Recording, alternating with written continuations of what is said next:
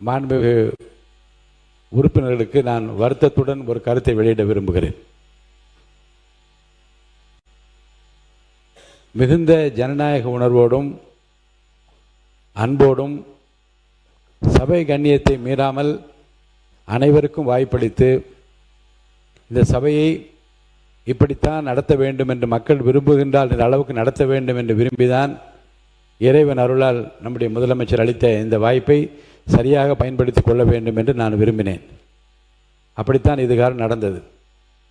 ஆனால் கடந்த 2 நாட்களாக நான் பார்க்கிறேன், சில உறுப்பினர்கள், நான் முன்னிலையில் அமர்ந்திருக்கின்ற மூத்த உறுப்பினர் நான் குறிப்பிட மாட்டேன், பின்னாலே இருக்கின்றவர்கள் தங்கள் இருப்பை காட்டிக்கொள்வதற்காக இருபுறமும் மேலே ஏறி வந்து எல்லைகளை தாண்டி இருக்கைகளை தாண்டி வந்து தாவி குதிப்பதும் கையை நீட்டிக்கொண்டு ஓடி வருவதும் தகாத வார்த்தைகளாலே காதுகள் கேட்கக்கூடாது, இந்த அவையில் கேட்கக்கூடாத வார்த்தைகளை ஒருவருக்கொருவர் வார்த்தைகளை வீசிக்கொள்வதும் மிகுந்த மன வருத்தத்தை எனக்கு ஏற்படுத்தி பார்க்கின்ற மக்களும் இதை பற்றி என்ன நினைப்பார்கள் என்ற கவலையும் எனக்கு இருக்கிறது.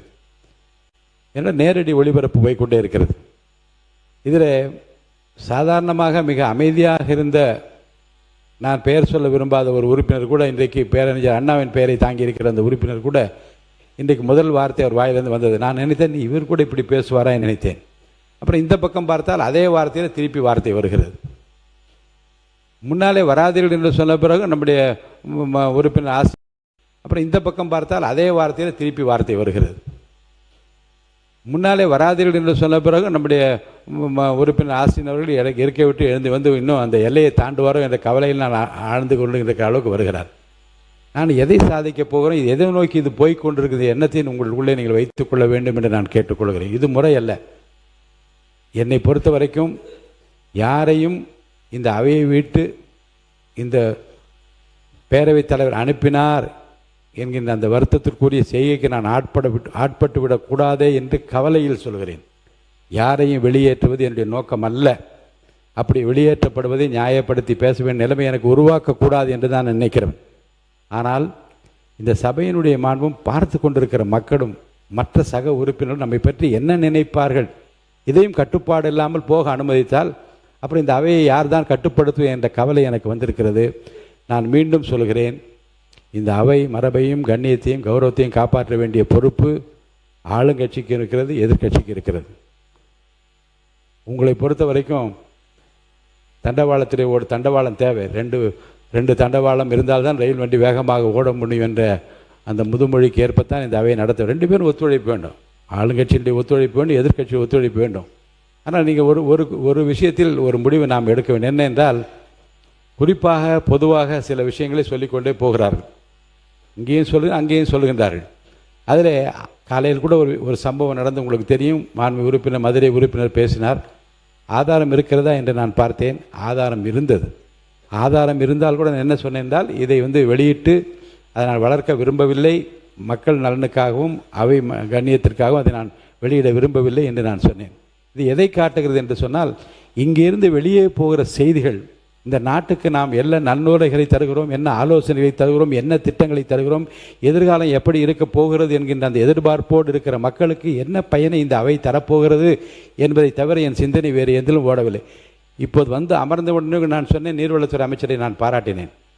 அதே போன்று யோசித்து பாருங்கள், இதுவரைக்கும் இந்த அவையில் நான் பல ஆண்டுகளாக பார்த்து கொண்டிருக்கிறேன். 2 அமைச்சர், பொதுப்பணித்துறை அமைச்சர் சொன்னார் போன வாரம், எல்லா சட்டமன்ற ஆளுங்கட்சிக்கு மட்டுமல்ல எல்லா கட்சிக்கும் நான் சொல்லுகிறேன், உங்கள் தொகுதியில் உள்ள பில்டிங் சம்பந்தப்பட்ட எல்லா விஷயங்களையும் கவனத்துக்கு நீங்கள் கொண்டு வாருங்கள். என் அதிகாரிகள் இங்கே அறையிலே உட்கார்ந்திருப்பார்கள். நான் 2 நாள் நீட்டித்து தருமாறு பக்கத்தில் இருக்க உறுப்பினர் கேட்டால் நான் கவனத்துக்கு கொண்டு வந்தேன். திங்கட்கிழமை வரை நீட்டித்து தாருங்கள் என்று கேட்டு, இல்லை செவ்வாய்க்கிழமை வரை நீட்டித்து தருகிறேன். எல்லா அதிகாரிகளும் உட்கார்ந்திருப்பார்கள். கட்சி வித்தியாசம் இல்லாமல் எல்லா உறுப்பினர்களும் உங்கள் தொகுதியில் இருக்கிற பில்டிங் சம்பந்தப்பட்ட கட்டிடங்கள் சம்பந்தப்பட்ட எல்லா பிரச்சனையும் கவனத்துக்கு கொண்டு வாருங்கள். எங்கெங்கே ரெட் லேபிள் ஒட்ட வேண்டும், எங்கெங்கே கிரீன் லேபிள் ஒட்ட வேண்டும், ஆரஞ்சு எங்கே ஒட்ட வேண்டும் என்றெல்லாம் முடிவெடுத்து உடனே பணியாற்றுவோம் வாருங்கள். இந்த புதிய அணுகுமுறை இதுவரை சட்டமன்ற வரலாற்றில் இருந்ததாக எனக்கு தெரியவில்லை. எல்லோரையும் அழைத்து கேட்பதும், சாதாரணமாக என்ன செய்வார்கள் என்றால், ஆளுங்கட்சி அமைச்சரிடம் மற்ற எதிர்கட்சியில் இருக்கின்றவர்கள் அமைதியாக சென்று ஒரு மனுவை கொடுத்து விட்டு வந்து என் தொகுதி பாருங்க அண்ணா, இதை கேளுங்க என்று கேட்பதைத்தான் நான் பார்த்திருக்கிறேன். ஆனால் அவையிலே வைத்து எல்லா உறுப்பினரும் குறையை தாருங்கள், குறையை தீர்த்து வைப்பதற்கு முதலமைச்சர் ஆணையிட்டிருக்கிறார் என்று சொல்லுகிற அந்த வார்த்தையும், அதேபோல் நீர்வளத்துறை அமைச்சர் இந்த காலையில் தான் வந்து பதில் கேள்வி கேட்டால் உடனே வந்து அவர் ரெஸ்பான்சிபிள் ஈஸி என்று நான் ரொம்ப வியந்து கொண்டு உட்கார்ந்தேன். என்ற உடனே அது வந்து பதில் கேட்டு விட்டார், உடனே பதில் சொல்ல வேண்டும் என்ற ஆர்வத்தோடு அவர் வந்து இங்கே அமர்ந்து பதில் சொன்ன விதமும் இப்போ என்ன சொன்னார் என்றால், உங்கள் தொகுதியில் என்ன பிரச்சனை இருந்தாலும் எங்கிட்ட கொண்டு வாங்க, நான் என்னால் முடிஞ்ச வரைக்கும் உடனே தீர்க்கிறேன் என்று ஆளுங்கட்சிக்கு மட்டும் சொல்லவில்லை, இருக்கின்ற எல்லா உறுப்பினருக்கும் சொல்லுகிற இந்த முறை அதை அவையிலே அறிவிப்பது இதுதான் முதல் முறை என்ற வரலாற்று என்று நான் கருதுகின்றேன். இப்படி ஆக்கப்பூர்வமாக ஒரு பக்கம் போய்கொண்டிருந்தாலும், கொஞ்சம் இருங்க ஆசின் சார் அப்புறம் சொல்லித்தரலாம்.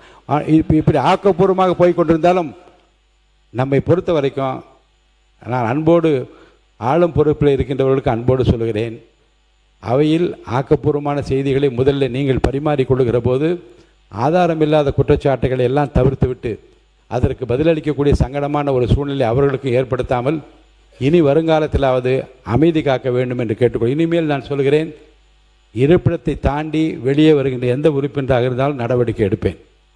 அதே போன்று உட்கார்ந்தபடியே ஏசுகின்ற கூசுகின்ற வார்த்தைகளை யார் பேசியிருந்தால் நான் அனுமதிக்க முடியாது. அதற்காக நீங்கள்லாம் வெகுண்டு எழ தேவையில்லை. அவர்களுடைய எந்த நாகரிகமான பேச்சை யார் பேசுகின்றால், எந்த வார்த்தையை தெரித்து வெளியே வந்தது என்று மக்கள் பார்த்து கொண்டிருக்கிறார். அதற்காக நீங்கள் வந்து பதிலுக்கு பதில் மோத வேண்டும், எதிர் சவால் விட வேண்டும். ஏன்னா ஆளும் பொறுப்பில் இருக்கின்றவர்கள் you have more responsibility than the opposition parties. Sir, நம்மை நாமே பாதுகாத்துக் கொள்ளுகிற நிலைமையில் இருக்கக்கூடிய ஆளுங்கட்சியை சேர்ந்த அமைச்சர்களும் நம்முடைய உறுப்பினரும் அந்த மாண்பிற்குரிய அந்த பணிகளை நீங்கள் தொடர வேண்டும். அதே போன்று இந்த பக்கத்தில் இருக்கின்ற நான் வந்து எதிர்க்கட்சி தலைவர் அவர்கள் வந்து அவருடைய பணியை அவர் செம்மையாக நிறைவேற்றி அவர் சென்று கொண்டிருக்கிறார். அதுக்கப்புறம் அவருடைய எதிர்க்கட்சி கொறடா அவர் தான் அடிக்கடி கூப்பிட்டு கொஞ்சம் கண்ட்ரோல் பண்ணுங்கள் என்று நான் சொல்லுகின்றேன். ஆக அந்தந்த கட்சியினுடைய தலைமை பொறுப்பை ஏற்றிருக்கின்றவர்கள் கட்சியினுடைய உறுப்பினர்களை எல்லை தாண்டாமல் பார்த்து கொள்ள வேண்டிய மிகப்பெரிய பொறுப்பும் கடமையும் இருக்கிறது. அந்த கடமையை அனைவரும் செய்வீர்கள் என்று நம்பி விவாதத்தை தொடர்ந்து நான் அனுமதிக்கின்றேன். விவாதத்தை